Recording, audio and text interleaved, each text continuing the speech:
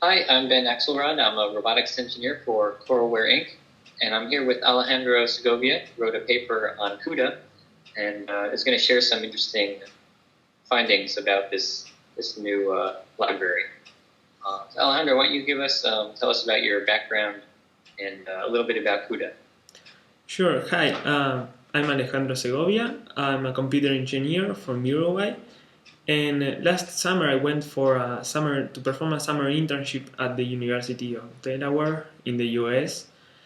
And here's where I started working with CUDA. Um, my research involved studying how the toolkit works, and I ended up researching how to parallelize an algorithm, uh, and it got published, fortunately, by the IEEE in a conference in December. So CUDA is a really interesting library, and so it lets you program on the GPU instead of the CPU. Can you talk a little bit about how programming for the GPU is different than parallel programming on the CPU? Yeah, sure. The main difference is that when you're targeting a CPU, you're always very aware of the fact that you're programming for 2, 4, 6 cores, right? You're aware that you're writing a program and you have to take writing a program in parallel for the CPU, and you have to take into account a lot of things which usually make it very hard for programmers who are used to programming in a sequential algorithms. CUDA provides a very easy way. It's at the most basic level a set of extensions to the C programming language, which allows you to define functions which are compiled into GPU code, which executes on your video card's streaming processors. So this makes it for a new start, say a fresh start in parallel programming, where you focus on parallelizing your algorithm without having to worry about how many threads you're going to spawn, how these threads are going to communicate with one another, what shared resources you have to protect. But actually, when you're developing for CUDA, it seems much more simpler. So that's one of the main differences. The other difference is that when you're programming for the GPU, you have a very parallel machine, way much more parallel than the GPUs that are available today.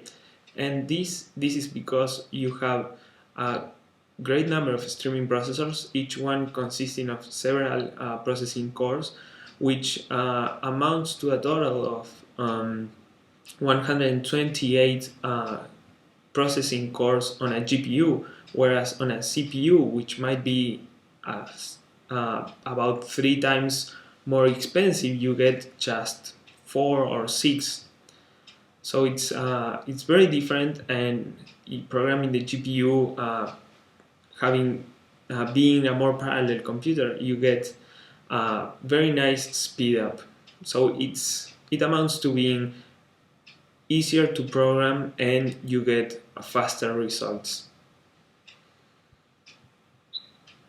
Yeah, that's really interesting, and it seems like a really cheap way to give just a standard program some added parallelism because off the shelf graphics cards are around $100, but to get a multi-core machine, with many more than 4 cores is very expensive these days. Yes. So if you compare like a money to money, it's so much more powerful just using the CPU that most of the time lays there dormant. Yes, definitely. And the best thing is that it's these video cards are usually people already have them. They are just not being used. Yeah.